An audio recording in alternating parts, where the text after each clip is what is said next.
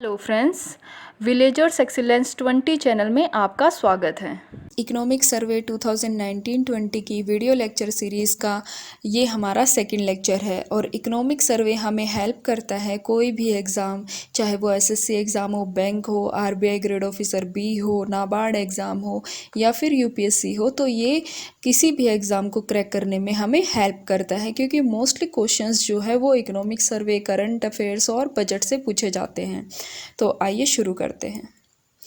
जैसे कि चैप्टर 2 की थीम है entrepreneurship and wealth creation at the grass root. तो यहाँ पर इस चैप्टर में बेसिकली बात की गई है कैसे उद्यमशीलता जो है वेल्थ को क्रिएट करती है, और वो भी कहाँ पे, at the grass root. Grass root का मतलब है डिस्ट्रिक्ट लेवल पे।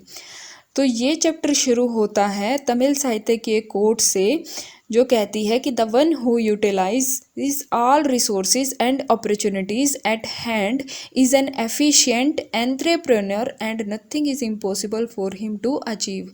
यानी ये जो कोट है वो कहती है कि कोई भी बंदा जो सारे रिसोर्सेज और अपॉर्चुनिटीज़ जो कि उसके हाथ में आते हैं उनको एक एफिशिएंट वे में अगर यूज़ करते हैं तो उसके लिए कुछ भी हासिल करना जो है इम्पॉसिबल नहीं होता है।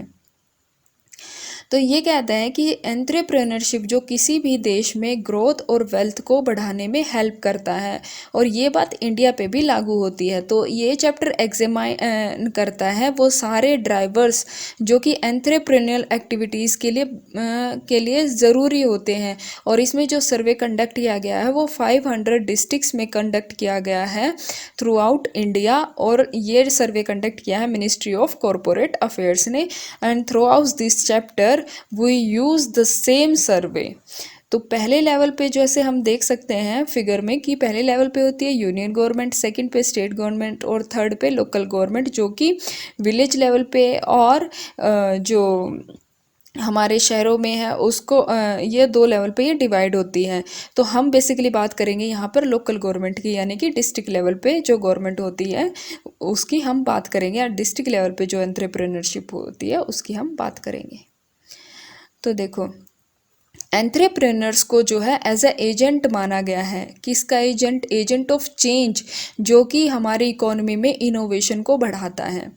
तो सर्वे कहता है कि जब हम फॉर्मल सेक्टर की बात करते हैं तो ये देखा गया कि नंबर ऑफ फर्म्स का जो रजिस्ट्रेशन है, नई फर्म्स का जो रजिस्ट्रेशन है उसकी annual growth rate formal sector में 2006 से 14 के दौरान जहां 3.8% थी, वहीं ये ग्रोथ रेट 2014 से 2018 के बीच में 12.2% हो गई। और इसका रिजल्ट क्या निकला? इसका रिजल्ट ये निकला कि जहां 2014 के अंदर 70,000 नई फर्म्स का रजिस्ट्रेशन हुआ था, वहीं 2018 के अंदर इसमें 80% का इंक्रीमेंट हुआ और फर्म्स की संख्या होगी 1,24,000। जैसे कि ये फिगर शो कर रही है कि इसमें देखें, अगर हम ग्रीन लाइन शो कर दी है हमें यूएसए को, ब्राउन लाइन ब्राज़ील को, और रेड कलर की लाइन जो है वो इंडिया को शो करती है। तो अगर हम देखें तो हम नए फर्म्स के रजिस्ट्रेशन में इंडिया थर्ड पोजीशन पे, पहली पोजीशन पे यूएसए है, सेकंड पोजीशन पे ब्राज़ील है एंड थर्ड पोजीशन पे है इंडिया। लेकिन जो फॉर्मल सेक्टर के अंदर जो नए फर्म्स का क्रिएशन हो रहा है, जो एंट्रेप्रेन्योरशिप है, वो क्या है, पर कैपिटा बेसिस से अगर उसको देखा जाए तो वो बहुत ही कम है, जो कि पर ईयर पर 1000 वर्कर्स पे सिर्फ 0.10 है। इसका रीज़न क्या है? इसका रीज़न ये है कि इंडिया में आज भी जो इकोनॉमिक एक्टिविटीज़ हैं वो बेसिकली इनफॉर्मल सेक्टर में ज़्यादा होती हैं और फॉर्मल सेक्टर में कम, और इनफॉर्मल सेक्टर को इस डाटा के अंदर कैप्चर नहीं किया गया है। तो सेकेंडली ये क्या कहता है कि एंट्रेप्रेन्योरशिप एंड जीडीपी, जीडीपी का और एंट्रेप्रेन्योरशिप का क्या कनेक्शन है? First of all we have to understand what do mean by GDP. किसी भी क्षेत्र के अंतर्गत, किसी भी रीजन के अंतर्गत जो भी इकोनॉमिक एक्टिविटीज़ होती हैं वो सारी जो है काउंट होती हैं हमारी जीडीपी में। तो जब हम जीडीडीपी की बात करते हैं, यानी यहाँ पर जो टर्म यूज़ हुई है वो हुई है जीडीडीपी, यानी ग्रॉस डिस्ट्रिक्ट डोमेस्टिक प्रोडक्ट। यानी यहाँ पर जब हम जीडीपी की बात करते हैं तो यहाँ पर हम डिस्ट्रिक्ट जीडीपी की बात करते हैं, डिस्ट्रिक्ट लेवल पे जीडीपी की बात करते हैं। और ग्रोथ का मतलब होता है जब हम जीडीपी को मार्केट वैल्यू पे कैलकुलेट करते हैं। तो ये देखा गया कि जब भी 10% नए फर्म्स का रजिस्ट्रेशन हो रहा है हर डिस्ट्रिक्ट में, तो जीडीपी में 1.8% का इंक्रीमेंट हुआ। अगर हम नए फर्म्स की बात करें, मतलब ओवर द टाइम इंडिया में नए फर्म्स का जो ग्रोथ हुआ है वो कितना हुआ है, तो जैसे हमने लास्ट पढ़ा था कि 2018 तक जो नए फर्म्स की का रजिस्ट्रेशन हुआ वो संख्या पहुंच चुकी है 1,24,000। तो ये ग्राफ यही शो करता है कि 2011 से अगर हम देखते हैं और 2018 तक, तो लगातार नए फर्म्स का रजिस्ट्रेशन जो है बढ़ रहा है। इसका मतलब ईज़ ऑफ डूइंग बिजनेस जो है हमारे यहाँ वो आसान हो रहा है टाइम टू टाइम। और अब जब हम बात करते हैं, ये तो हो गया नए फर्म का रजिस्ट्रेशन इंडिया में ओवर द टाइम। और लेकिन अगर हम ये बात करें ग्रोथ की, यानी कि सेक्टोरल ग्रोथ कैसे हो रही है नए फर्म्स के रजिस्ट्रेशन की, तो हम देख सकते हैं कि जो रेड लाइन है वो सर्विस सेक्टर को शो कर रही है और ग्रीन लाइन जो है वो एग्रीकल्चर सेक्टर को शो कर रही है। यानी सबसे ज़्यादा जो नए फर्म्स का रजिस्ट्रेशन है, सबसे ज़्यादा जो ग्रोथ है वो देखी गई है सर्विस सेक्टर में, उसके बाद मैन्युफैक्चरिंग सेक्टर में और फिर इंफ्रास्ट्रक्चर में, और सबसे कम जो ग्रोथ है वो है एग्रीकल्चर सेक्टर में। अब एंट्रेप्रेन्योरियल एक्टिविटीज़ का जीडीपी पे क्या इम्पैक्ट है, तो ये हम इस फिगर से देख सकते हैं कि जैसे जैसे हमारी जैसे जैसे हमारी एंट्रेप्रेन्योरियल एक्टिविटीज़ बढ़ती जाती हैं, वैसे वैसे उस एरिया का जीडीपी भी इंक्रीज़ होता चला जाता है। और अगर हम डिस्ट्रीब्यूशन ऑफ नए फर्म्स अक्रॉस डिस्ट्रिक्ट देखते हैं, तो हम ये देख सकते हैं कि हमारे यहाँ जो एंट्रेप्रेन्योरियल एक्टिविटीज़ हैं वो all over the India scattered है। यानी वो कोई फिक्स नहीं है, किसी एक ही जगह पे नहीं है, वो सारी थ्रू आउट द इंडिया है। जैसे वेस्ट इंडिया में भी हम देख सकते हैं, नॉर्थ इंडिया में भी देख सकते हैं, साउथ इंडिया में भी देख सकते हैं और ईस्ट इंडिया में भी देख सकते हैं। तो लेकिन सबसे ज़्यादा जो सबसे कम जो नए फर्म्स का रजिस्ट्रेशन हुआ है वो हम देख रहे हैं कि वो हमारे ईस्ट इंडिया की साइड सबसे कम हुआ है, और जिसके रीजंस जो है वो हमें आगे पता चलेंगे। तो हमने जब 3 लास्ट ईयर्स का हमने जब डाटा लिया है, तो हम ये देख सकते हैं कि सबसे ज़्यादा जो नए फर्म्स का रजिस्ट्रेशन हुआ है वो हुआ सर्विस सेक्टर में, मैन्युफैक्चरिंग सेक्टर में, उसके बाद 3rd नंबर पे आता है इंफ्रास्ट्रक्चर और सबसे लास्ट नंबर पे आता है एग्रीकल्चर। और अक्रॉस इंडिया की बात करें तो सबसे ज़्यादा फर्म्स का रजिस्ट्रेशन हुआ है नॉर्थ इंडिया में, उसके बाद हुआ है हमारे यहाँ साउथ इंडिया में, और वेस्ट इंडिया में ऑलमोस्ट सेम है, और सबसे कम हुआ है ईस्ट इंडिया में। अब हम बात कर लेते हैं कि जो नए फर्म्स का रजिस्ट्रेशन हुआ है, अगर हम बात करें अलग अलग सेक्टर्स की, एग्रीकल्चर की, मैन्युफैक्चरिंग की, इंफ्रास्ट्रक्चर की, सर्विस सेक्टर की, तो वो कैसे ग्रोथ है, कैसे वो स्पेशल हिट्रोजेनिटी इंडिया में दिखती है, तो उसी पे हम बात करेंगे। अब अगर हम एग्रीकल्चर सेक्टर की बात करें तो जैसे हम देख सकते हैं कि जो एक्टिविटी सबसे ज़्यादा हुई है वो हुई है नॉर्थ इंडिया साइड, और ईस्टर्न इंडिया के इस पार्ट में हमारे पास सबसे ज़्यादा एक्टिविटीज़ हुई हैं। तो जो नॉर्थ इंडिया की बात करें, वहाँ पर जो बेसिकली इन्वॉल्वमेंट होती है फार्मर्स की, वो बेसिकली इन्वॉल्व होते हैं ऑर्गेनिक फार्मिंग के अंदर। जैसे हम इसका एग्जांपल ले सकते हैं सिक्किम, जो कि फर्स्ट ऑर्गेनिक स्टेट बन गया है इंडिया का। तो ऐसे ही अगर हम अगर हम ईस्ट इंडिया की बात करते हैं, जैसे मध्य प्रदेश, छत्तीसगढ़, महाराष्ट्र का ये रीजन हो गया, थोड़ा सेंट्रल इंडिया, तो यहाँ पर जो है, यहाँ पर जो भी एग्रीकल्चर एक्टिविटीज़ में जो फार्मर इन्वॉल्व होते हैं, तो वो एक कम्युनिटी बनाते हैं जो कि एक किस्म से कोऑपरेटिव सोसाइटी और प्राइवेट लिमिटेड कंपनी के बीच की होती है, और ये हेल्प करती है फार्मर्स को ताकि वो अपनी जो उनकी फसलें हैं उनका बेहतर मूल्य उन्हें मिल सके। तो जब हम बात करते हैं मैन्युफैक्चरिंग सेक्टर की, तो हम देख सकते हैं कि सबसे ज़्यादा जो एक्टिविटीज़ हुई है वो हुई है वेस्ट इंडिया की साइड और थोड़ा नॉर्थ इंडिया में, जैसे कि पंजाब वगैरह, राजस्थान और इधर गुजरात में भी स्पेशली रीज़न है, जैसे कि सूरत, राजकोट, भावनगर वगैरह हो गया। और यहाँ पर अगर हम देखें तो जो जो एक्टिविटीज़ हुई हैं उनका जो टाइप है, यानी नेचर ऑफ एस्टेब्लिशमेंट उनका है, वो एग्लोमरेशन इकोनॉमिक जैसा है, यानी कि एक जैसी ऑलमोस्ट इंडस्ट्रीज़ यहाँ पर है। क्योंकि अगर हम गुजरात की बात करते हैं तो यहाँ पर जो है, यहाँ पर पोर्ट की फैसिलिटीज़ हैं। दूसरा, यहाँ पर ऑयल इंपोर्ट होता है तो यहाँ पर रिफाइनरीज़ हैं, और रिफाइनरी से जो प्रोडक्ट निकलता है उसका यूज़ होता है केमिकल में, फार्मास्यूटिकल्स में, प्लास्टिक्स में। तो ऐसी ही इंडस्ट्रीज़ यहाँ पर देखी जाती है, टेक्सटाइल, केमिकल, मेटल्स की, प्लास्टिक्स की, फार्मास्यूटिकल इंडस्ट्रीज़ ही यहाँ पे देखी जाती है। और इसका रीज़न ये भी है कि यहाँ पर जो है वो लेबर जो है आसानी से मिल जाती है। अगर हम बात करें कि इन्हीं सेक्टर्स में जो है ऐसी मैन्युफैक्चरिंग एक्टिविटीज़ ज़्यादा क्यों हैं पूरे इंडिया की बजाय, तो उसके रीजंस ये हैं कि इन स्टेट ने अपने लेबर लॉ को जो है आसान कर दिया है, और उसका इफ़ेक्ट हमारी नई फर्म्स के रजिस्ट्रेशन पे जो है कैसा हुआ है वो हम इस फिगर से देख सकते हैं। देखो, जहाँ पर जो ग्रे लाइट है वो शो करती है जो स्टेट फ्लेक्सिबल लेबर लॉ के हैं उनको शो करती है, और ऑरेंज कलर की लाइट जो है वो इनफ्लेक्सिबल लेबर लॉ को शो करती है। तो जब फ्लेक्सिबल लेबर लॉ की हम बात करते हैं तो यहाँ पर हम एग्जांपल लेते हैं स्टेट का, जैसे राजस्थान, गुजरात। राजस्थान में भी नए चेंजेस आए हैं, जैसे कि वहाँ पर यूनियन बनाने पर जो है पहले 15 बंदों की सहमति ज़रूरी होती थी, लेकिन अब वो बढ़ाकर कर दी है 30 बंदों की तक सहमति कर दी है। और गुजरात में भी ये देखा गया है कि वहाँ पर भी ऐसे लॉ बनाए जाते हैं जो कि लेबर्स की वर्क कंडीशन को सुधारने में हेल्पफुल होते हैं। अब कोई भी कंपनी वहाँ पर अगर आपको कंपनी को बंद करना होता है तो जो 300 बंदों तक की कंपनी होती है उसको बंद करने के लिए आपको प्रायर परमिशन की रिक्वायरमेंट नहीं रहती है। तो जब हम बात करते हैं सर्विस सेक्टर की, तो सर्विस सेक्टर की ग्रोथ हम ज़्यादातर देख सकते हैं ये नॉर्थ इंडिया में हुई है, जैसे कि दिल्ली हो गया, हरियाणा का गुड़गांव, फरीदाबाद, पलवल हो गया, यूपी का हमारे पास जैसे नोएडा हो गया, ग्रेटर नोएडा हो गया बेसिकली। तो इधर अगर साउथ साइड की बात करें तो ये हो गया केरला वगैरह हो गया हमारे यहाँ।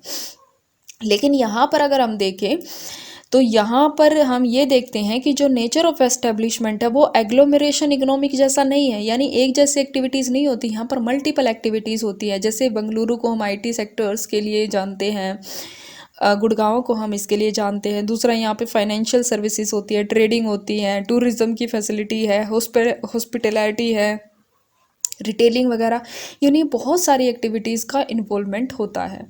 अब अगर इंफ्रास्ट्रक्चर की बात करें तो इंफ्रास्ट्रक्चर ज़्यादा कहाँ पर है, ईस्ट इंडिया की साइड है, जैसे झारखंड हो गया, छत्तीसगढ़ हो गया, बिहार हो गया, और इधर अगर हम थोड़ा बहुत बात करें तो ये हिमाचल हो गया, इधर नॉर्थ ईस्ट इंडिया में भी अरुणाचल प्रदेश वगैरह हो गया। तो यहाँ पर जो है, लेकिन अगर हम ये कहें कि एंट्रेप्रेन्योरल जो एक्टिविटीज़ है यहाँ पर इसलिए ज़्यादा हैं क्योंकि यहाँ पर वेल डेवलपमेंट वाला इंफ्रास्ट्रक्चर है, तो ये नहीं है। यहाँ पर जो इंफ्रास्ट्रक्चर है वो पुअर है। इसका रीज़न ये है कि यहाँ पर जो एक्टिविटीज़ ग्रो होने का मेन रीज़न जो होता है वो ये है कि ये जो एरिया है ये फुल ऑफ नेचुरल रिसोर्सेज हैं, जैसे कोल हो गया, आयरन हो गया, बॉक्साइट हो गया। तो ऐसे रिसोर्सेज के फुल होने के लिए यहाँ पर जो इंडस्ट्रीज़ होती हैं वो भी इन्हीं एक्टिविटीज़ में इन्वॉल्व होती है, बेसिकली कंस्ट्रक्शन, लॉजिस्टिक, ट्रांसपोर्ट में, ट्रांसमिशन, डिस्ट्रीब्यूशन, एनर्जी डिस्ट्रीब्यूशन में ये कंपनियां जो हैं इन्वॉल्व होती हैं। तो डिटर्मिनेंट्स ऑफ एंट्रेप्रेन्योरल एक्टिविटीज़, तो डिटर्मिनेंट्स ऑफ एंट्रेप्रेन्योरल एक्टिविटीज़ क्या है, यानी कि अगर हम ये सारी एक्टिविटीज़ जो हम देख चुके हैं लास्ट में, तो इनको जो अफेक्ट करने वाले फैक्टर्स कौन कौन से होते हैं, तो वो दो फैक्टर्स होते हैं, एक सोशल और एक फिजिकल फैक्टर। अगर हम सोशल इंफ्रास्ट्रक्चर की बात करते हैं, सोशल फैक्टर की बात करते हैं, तो सोशल इंफ्रास्ट्रक्चर में बेसिकली जो है वो आता है एजुकेशन। यानी ये देखा गया कि जहाँ पर जिन डिस्ट्रिक्ट्स में हायर एजुकेशन लेवल्स होता है वहाँ पर जो है बेहतर तरीके से ह्यूमन कैपिटल का यूज़ होता है, और वो लोग नए नए इनोवेशन, नए नए आइडिया लेके आते हैं, और नई नई इकोनॉमिक एक्टिविटीज़ में इन्वॉल्वमेंट होती है, और नए फर्म्स का वहाँ पर रजिस्ट्रेशन होता है। इसी तरीके से ये देखा गया कि नंबर ऑफ कॉलेजेस भी जहाँ ज़्यादा है प्रोपोर्शन टू द पॉपुलेशन, वहाँ पर लिटरेसी रेट भी ज़्यादा है, और लिटरेसी रेट ज़्यादा होने की वजह से भी क्या है, वहाँ बेहतर तरीके से ह्यूमन कैपिटल का यूज़ होता है। दूसरा मेजर है फिज़िकल इंफ्रास्ट्रक्चर का, यानी कि कोई ऐसी जगह जहाँ पर फिज़िकल कनेक्टिविटी ज़्यादा है, जैसे कि तार वाले रोड से कनेक्टिविटी ज़्यादा है, या फिर वहाँ पर दूसरी फिज़िकल जो इंफ्रास्ट्रक्चर है जैसे इलेक्ट्रिसिटी, वाटर सैनिटेशन की फैसिलिटी, टेलीकॉम की फैसिलिटी ज़्यादा है, तो वहाँ पर भी जो है नई फर्म्स के रजिस्ट्रेशन ज़्यादा हुआ है। अब इसकी अगर हम बात करें तो हम चेक कर सकते हैं कि जब लिटरेसी रेट 72% से ज़्यादा होता है, तब जो है नंबर ऑफ़ फर्म्स का रजिस्ट्रेशन सबसे ज़्यादा होता है। और जब हम नंबर ऑफ़ कॉलेजेस की बात करें तो जैसे हम देख सकते हैं कि जब 26 से पार नंबर ऑफ़ कॉलेजेस जाते हैं, तब भी ये हम हेल्प करता है हमारे एंटरप्रेन्योरशिप को बढ़ाने में। अब दूसरा लास्ट स्लाइड में हमने बात करी सोशल इंफ्रास्ट्रक्चर की, और अब हम बात करते हैं फिजिकल इंफ्रास्ट्रक्चर की, यानी मार्केट से एक्सेसिबिलिटी कितनी ज़्यादा है या फिर लार्ज सेंटर से डिस्टेंस कितना ज़्यादा है। जैसे जैसे हम मार्केट के करीब होंगे, या फिर जैसे जैसे हमारी मार्केट को एक्सेस करने की हमारी कैपेबिलिटी, यानी जैसे जैसे कनेक्टिविटी ज़्यादा हो जाएगी, रोड्स के थ्रू हम मार्केट तक पहुंच सकते हैं जितनी आसानी से, तो वहाँ पर नंबर ऑफ़ नए फर्म्स का रजिस्ट्रेशन सबसे ज़्यादा होता है। जैसे कि हम बात करते हैं ये 91% तक अगर हम देखते हैं कि रोड से कनेक्टिविटी होती है, तो वहाँ पर हम चेक कर सकते हैं कि नंबर ऑफ़ फर्म्स का रजिस्ट्रेशन बढ़ रहा है, लेकिन उसके बाद जो है कम हो रहा है। इसका ये मतलब है कि कोई एक सिंगल फैक्टर जो है वो अफेक्ट नहीं करता, बल्कि मल्टीपल फैक्टर्स जो हैं वो किसी भी फर्म्स के रजिस्ट्रेशन पे, वहाँ होने वाली इकोनॉमिक एक्टिविटीज़ पे अफेक्ट डालता है। अगर हम बात करें डिस्टेंस की, लार्ज सेंटर से डिस्टेंस, यानी कि कुछ ऐसे, जैसे अगर हम एग्रीकल्चर सेक्टर की बात करते हैं तो एग्रीकल्चर सेक्टर में बहुत सारी पेरिशेबल गुड्स इन्वॉल्व होती है, जैसे फल, सब्जियां, दूध वगैरह होते हैं, तो उनको हम मार्केट तक कितनी आसानी से पहुंचा सकते हैं, मार्केट वहाँ से कितनी दूर है कि वो चीज़ें ख़राब ना हो जाए, तो उस चीज़ पे भी डिपेंड करता है। देखो, जब हम मार्केट के नज़दीक होते हैं, अगर हम यहाँ की बात करें, जब हम 0 से 42 किलोमीटर के पास होते हैं, और तो यहाँ पर सबसे ज़्यादा फर्म्स का रजिस्ट्रेशन हुआ, क्योंकि यहाँ पे मार्केट के नज़दीक होने से हम मार्केट में हमारी पहुँच आसान हो जाती है, और जैसे जैसे डिस्टेंस बढ़ता चला जाता है वैसे वैसे जो है एंटरप्रेन्योरशिप जो है, नई एक्टिविटीज़ में नए फर्म्स के रजिस्ट्रेशन में इन्वॉल्वमेंट उनका कम हो जाता है। लेकिन एक पॉइंट होने के बाद जो है, अगर किसी भी चीज़ में इंक्रीमेंट होता है तो फिर भी हमें उसकी जो ग्रोथ होती है वो बढ़ती हुई नहीं दिखाई देती, बल्कि कहीं ना कहीं जाके वो डिक्लाइन हो जाता है, जो कि शो करता है कि किसी भी एक्टिविटीज़ के होने के लिए वहाँ पर मल्टीपल जो है फैक्टर्स इन्वॉल्व होते हैं। तो हम इस चैप्टर से हमें ये पता चला कि एंटरप्रेन्योरशिप और वेल्थ क्रिएशन में जो इम्प्लीकेशंस है वो कौन कौन सी इम्प्लीकेशंस है, यानी कि जो सारी प्रॉब्लम्स हमारी आई, जो हमने देखा कि जो ग्रोथ है हमारे सेक्टर्स में, एग्रीकल्चर में, मैन्युफैक्चरिंग में, सर्विस सेक्टर में, या फिर इंफ्रास्ट्रक्चर में, तो वो जो है ऑल ओवर द इंडिया हर जगह एक जैसी स्कैटर्ड नहीं है। तो उसको हमें बढ़ाने के लिए, हमें और ज़्यादा नए फर्म्स के रजिस्ट्रेशन करने के लिए, इकोनॉमिक एक्टिविटीज़ बढ़ाने के लिए, एंटरप्रेन्योरशिप के लिए लोगों को इनकरेज करने के लिए हमें क्या क्या पॉलिसी मेजर्स अपनाने हैं। तो सबसे पहला पॉलिसी मेजर ये है कि सबसे पहले हमें लिटरेसी रेट को बढ़ाना होगा, यानी कि जब हम लोगों में लिटरेसी रेट ज़्यादा होगा, ह्यूमन कैपिटल को हम अच्छे से इस्तेमाल कर सकते हैं और वेल्थ को क्रिएट कर सकते हैं। दूसरा, हमें क्या करना होगा, बेहतर कनेक्टिविटी प्रोवाइड करनी होगी, हमें गाँव को शहरों से जोड़ना होगा। और तीसरा हमें करना होगा, हमें ऐसी पॉलिसीज़ अपनानी होंगी जो कि हमें बिजनेस करने में बहुत ज़्यादा आसान हो जाए, फ्लेक्सिबल लेबर लॉ बनाने होंगे। तो ये सारी चीज़ें जब हम अपना सकते हैं, तभी हम जो है अपने इंडिया में इकोनॉमिक एक्टिविटीज़ को बढ़ा सकते हैं और जो है वेल्थ को क्रिएट कर सकते हैं, और हमारे इकोनॉमी का जो $5 ट्रिलियन का सपना है, जो 2024 to 25 है, उसको हम अचीव कर सकते हैं। तो आज के लिए इतना ही। नेक्स्ट लेक्चर में हम लेक्चर नंबर 3 पढ़ेंगे, और तब तक के लिए थैंक यू। अगर आपको ये वीडियो पसंद आया है तो please do like, share and subscribe my channel. Thank you.